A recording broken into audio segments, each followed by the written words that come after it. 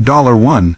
2 billion Moscow towers are now in flames. Ukraine's daring strike has hit the very heart of Russia's capital. Was this just another attack, or a turning point in the war? Stay tuned, because what you're about to hear will shock you. Hello, everyone, welcome back to the channel Global Times USA. Please subscribe and like my videos, because today's review is one of the most important and shocking stories to come out of the Russia-Ukraine conflict, and it has gripped headlines across the world. The news of the Moscow towers, worth an estimated $1.2 billion, being set ablaze after Ukrainian strikes, has been described as a symbolic and strategic moment in this ongoing war.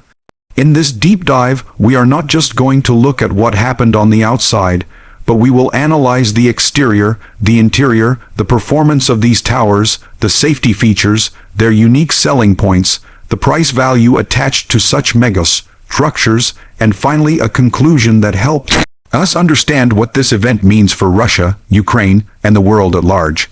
The exterior of the Moscow towers has always stood as a symbol of modern Russia's wealth, pride, and ambition. Built with gleaming glass panels that reflect the skyline of Moscow, these towers were more than just office spaces and luxury apartments. They were designed to project power, status, and a future-oriented vision of the Russian economy. Standing tall within Moscow's International Business Center, the towers were built with cutting-edge architectural designs, imported materials, and world-class engineering. The reflective glass walls, the sharp vertical lines, and the commanding height gave the impression of indestructibility. The idea was that these towers could rival the skyscrapers of New York, London, or Dubai. But when the strikes turned this proud exterior into a scene of smoke, shattered windows, and flames licking the night sky, the illusion of invincibility disappeared. The very glass that once symbolized prosperity became the weakest point, breaking apart and scattering debris across the city.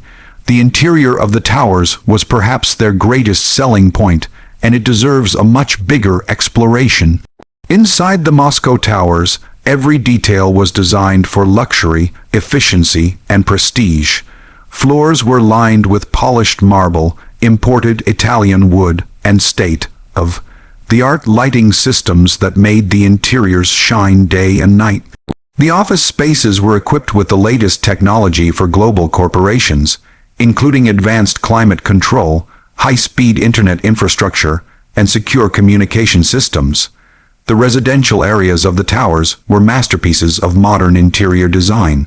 Apartments featured floor-to-ceiling windows with breathtaking views of Moscow, spacious layouts that combined both comfort and elegance, and kitchens fitted with German appliances. The towers were a hub for some of Russia's wealthiest elites, international investors, and even government offices. The interiors were so carefully crafted that many visiting diplomats described them as a symbol of Russia's integration into the modern global economy. To imagine those marble floors now covered in ash, those polished halls filled with smoke alarms and sprinklers, and the sense of luxury reduced to chaos, brings the gravity of this attack into sharper focus. Performance is another angle that needs to be examined, because these towers were not just static symbols.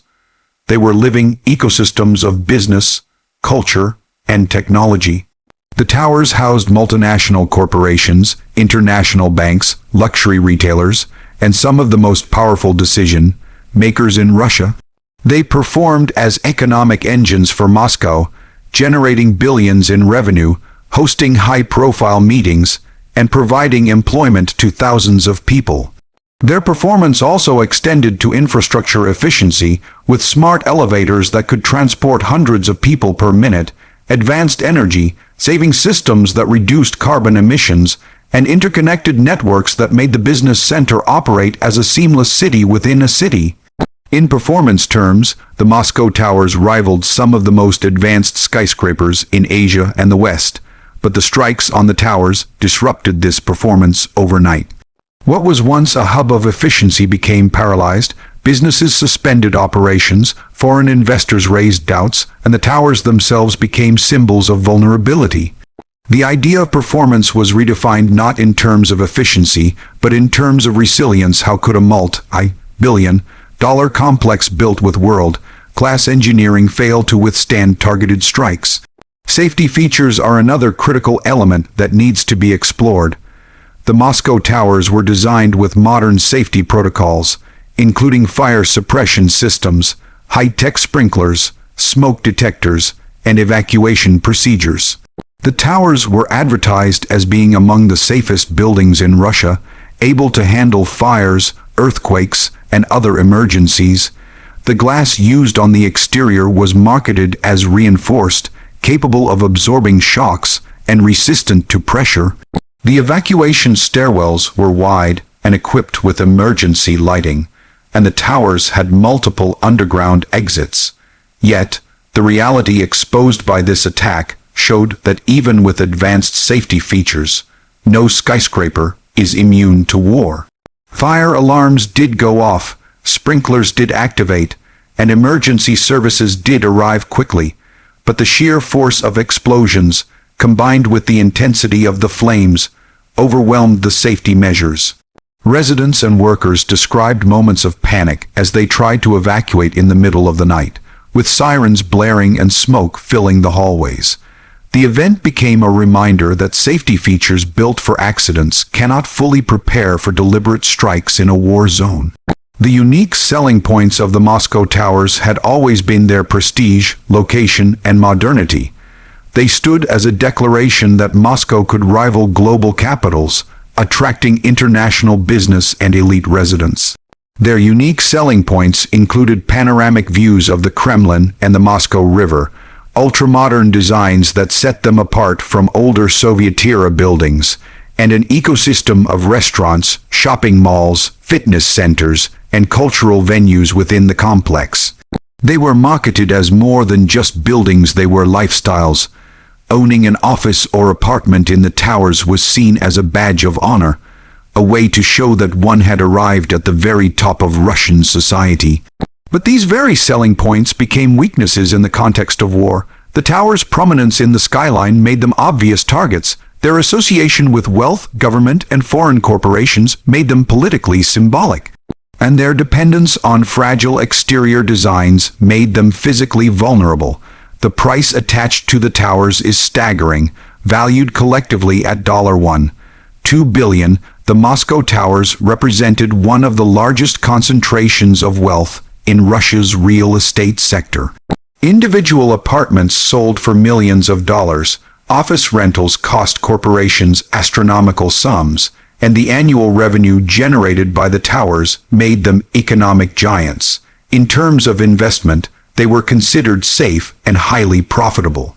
For foreign investors, buying into the towers was a way to secure a presence in the Russian economy. For Russian elites, it was about status and long-term wealth preservation. But now, after the strikes, the financial implications are devastating. Insurance claims are expected to be enormous, investor confidence has been shaken, and the cost of repairing or rebuilding such towers could run into hundreds of millions of dollars. Price, once a symbol of strength, has become a symbol of loss. In conclusion, the attack on the Moscow towers is more than just a military strike. It is a symbolic event that exposes the vulnerabilities of even the most advanced structures. The exterior, once glowing with pride, now reflects flames. The interior, once luxurious, now suffers from chaos. The performance, once celebrated, is now disrupted. The safety features, once praised, were tested and found wanting against deliberate strikes. The unique selling points, once marketed as strengths, turned into weaknesses in the reality of war. And the price, once a marker of prosperity, is now a reminder of how fragile wealth and power can be in a conflict zone.